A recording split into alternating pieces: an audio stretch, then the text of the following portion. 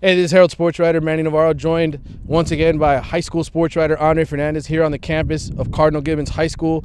Dre just came back from Bradenton, Florida, where University School blew a 21-point lead. They had their chance against the number one team in Class 8A and couldn't get the job done. Yeah, as painful it was to watch. It was kind of like watching Northwestern when they jumped out 21-0 on Seminole in the state title game in '08. You remember that. You remember how Seminole just ripped it away from them methodically over 3 quarters?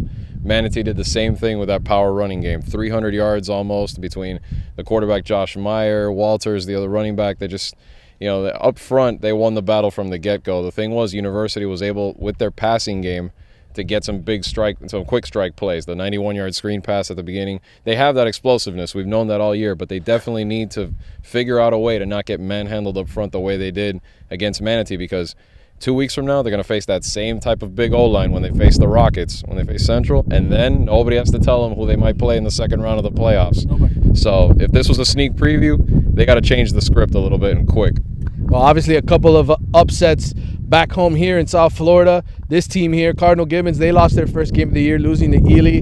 Coach Morrow was telling us that he had a couple guys hurt in the game. It was also homecoming week, coming off that big win over Jackson. Having Heritage this week, so that maybe there was a little bit of look ahead there. Yeah, it was a trap game, classic trap game. I mean, you talk about, like you said, the high and then obviously the potential high for this game this week. I don't think it's an indication at all of how good or bad maybe Gibbons might be. I think they're the same team they were when they beat Jackson. I think that, they have to gear up and be ready for this game. I think they will be, especially being here. Playing here is big for them because they're going to have their fans behind them. They get to host night games the last couple of years here. It's something that they've grown a tradition of doing now. But, I don't think it affects the outcome one way or another. I think, this is going to be a great game for the district title. All right, obviously, speaking of upsets, none bigger this weekend than Killian coming back and knocking off South Dade 21-13. They've thrown a wrench into the entire district 16 8A standings. Killian's doing the y'all laughed at me.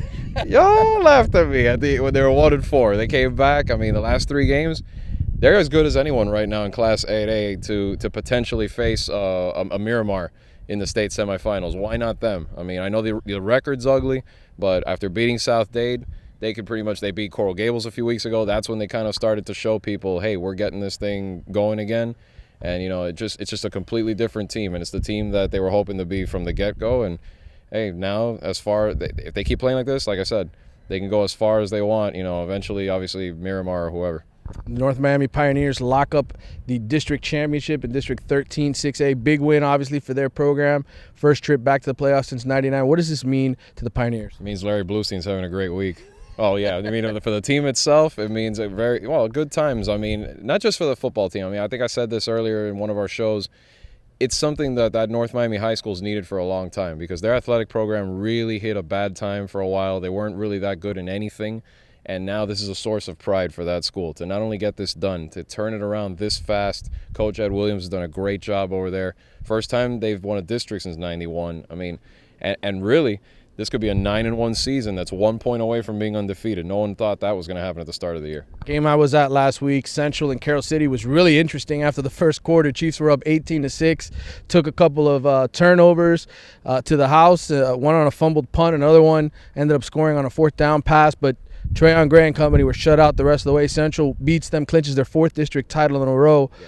Outscoring them 42-0 down the stretch. Yeah, I mean, we know how good Central's been all year. I mean, outside of the Booker T game, they've been dominant. We know why. But for Carroll City, I think they need to find something outside of Trayon Gray if they want to have a chance to play Central again in the playoffs, maybe in the second round, because they're going to face, most likely, it looks like right now, a very good Dillard team in the first round, assuming Carroll City takes care of business against Norland. And it's going to need to be more than Trayon to win that game. Maybe the most exciting game in South Florida last week. How about Miami Springs knocking off Mater Academy? Now explain to us the whole district setup there. Well, I mean, it's simple for Springs. I mean, they need to beat Morning, which I think they'll have a good chance of doing on Thursday, and then they wait because American faces Mater Academy. If Corey Bell and American take care of business and they win the district, Springs is in, ends the long drought that goes back to '95. If Mater wins, the 3 of them are going to a tiebreaker, and then it gets crazy. All right, little disturbing news out of Belle Glade Central. Game against Northwestern last week canceled basically because of gang violence. Not a good sign. Yeah, I mean, it is disturbing, no doubt, when you see something like that carry over and affect the football team, and especially just the climate of fear, I guess, that they have right now of not being able to even play a game. They still have 2 more games to play out there. They have a crucial district game coming up against North Broward Prep this week that they have to get in, and then obviously the Muck Bowl against Pahokee. I mean, it's just sad times to see something like that. All right, let's wrap up the show now with South Plantation knocking off Monarch because, hey, listen, Monarch was undefeated 2 weeks ago. Now all of a sudden they're in danger of not making the playoffs. Yeah, Monarch, I mean, what can you say? I mean, they go from 1 minute looking like they're going to beat Deerfield Beach and shock all of us. Now they're on life support. I mean, they're still in it, still need a few things to break their way. I think they may, if Deerfield beats South Plantation, they get the favor they need and might get into a tiebreaker for the runner-up spot. But, the Knights, it'd be a shame because they've done a great job just to get to this point. But South Plantation, one thing, the Paladins, they lose Alex Collins, they lose Franklin, and everybody has them left for dead. Great job to come back and get to 6-2. Tremendous job by Doug Gatewood.